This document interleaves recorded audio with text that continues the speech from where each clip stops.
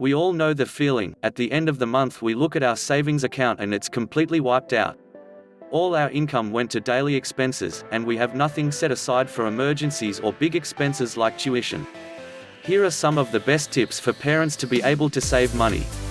What are you saving for? An emergency fund is money that is set aside for unplanned situations like medical expenses, job loss, house repairs, car repairs, or calamities. Ideally, an emergency fund, especially if you have a family, should be 6 months' worth of your household income. To build your emergency fund, here are 10 tips to get you started. Track your expenses. One way to determine your capacity to save is to track your expenses. You can use a handy notebook if you're a pen and paper person, a spreadsheet, or an app. By listing down your expenses, you'll know where your money goes. It will be a revelation that even the smallest splurges or overlooked costs can add up to a significant amount. Set your financial goals. Financial goals are important so that you can create a financial plan. By focusing on your goals, you'll know what to prioritize when making a budget. Think of all the things you put off because you didn't have the money. Setting aside P500 or P1000 every payday can help you achieve those dreams, one small step at a time. Make a budget and get EVERYOEN involved. Planning your family's budget can be difficult, especially if you are considering the needs of your family members. Schedule a family meeting, with a specific day and time. Discuss why you need to set a budget, let them know about your financial goals. It's also a great way to hone your kids' financial smarts as early as now. Start saving. Cliché as it may sound, you may have heard about the 80-20 rule, wherein 80% of your income goes to expenses and 20% goes to savings. But for families on a really tight budget, is it an excuse not to save? Save a small amount consistently, instead of waiting for a big break to start saving money. We can start saving with any amount that's possible on our income. Saving a small amount consistently is better than having no savings at all. Evaluate and make sacrifices. This is why listing down your expenses is a very important step in financial planning. You have a clear view of your spending habits and you can now take control. You can see how much you spent on coffee, Grab rides, Netflix and Spotify subscriptions. Take some time to evaluate your expenses and get rid of unnecessary ones. That's additional savings for your emergency fund. Challenge yourself and make it a habit.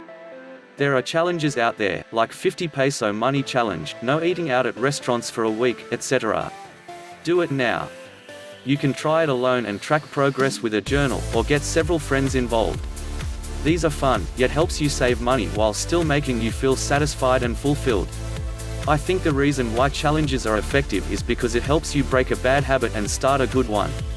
They say it takes 21 days to start a habit, so try any challenge that lasts for 3 weeks or more and start making powerful financial changes. Live healthy and quit vices. How much is a pack of cigarettes? How much do you spend on alcohol in a bar? Quitting these vices hits 2 birds in 1 stone. You get to save money because cigarette and alcohol expenses will be eliminated from your budget. At the same time, you get to save money from medical expenses should illnesses from smoking or drinking arise. Find other source of income. Think of your passion or hobbies like baking, sewing, cooking, writing, selling, etc. You can make income out of your passion and succeed from it. The money you get from your sideline can go straight to your emergency fund. However, start small. Don't buy a lot of supplies or materials yet. Many successful entrepreneurs started out by selling to friends or co-workers. If you're selling a service rather than a product, writing, tutoring, carpooling, making costumes, do a trial run so you know the expenses and logistics before launching it as a home biz. Stop using credit. It's weird to have an emergency fund and yet pay a huge amount of interest on credit card debts. As you control your daily and monthly expenses, prioritize paying off debts. If necessary, call your card provider for a debt restructuring plan.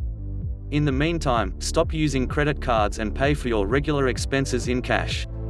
Practice minimalism. A minimalist lifestyle proves that less is more. Sometimes, owning a lot of things means additional expenses. If you have 2 cars, then that will be twice the maintenance costs, car registration costs, and fuel costs. Be patient, persistent, and positive. I hope these tips can help you achieve your financial goals sooner. Little changes can go a long way, and when you are discouraged, remember you are doing it for your family's future. There will be months when you are able to save, and months when you feel you are climbing an uphill battle. Just focus on what you want to achieve, and remember, whether you save P50 or P5000, the point is that you are creating a saving mindset that will help you overcome any obstacle. Thank you all for watching.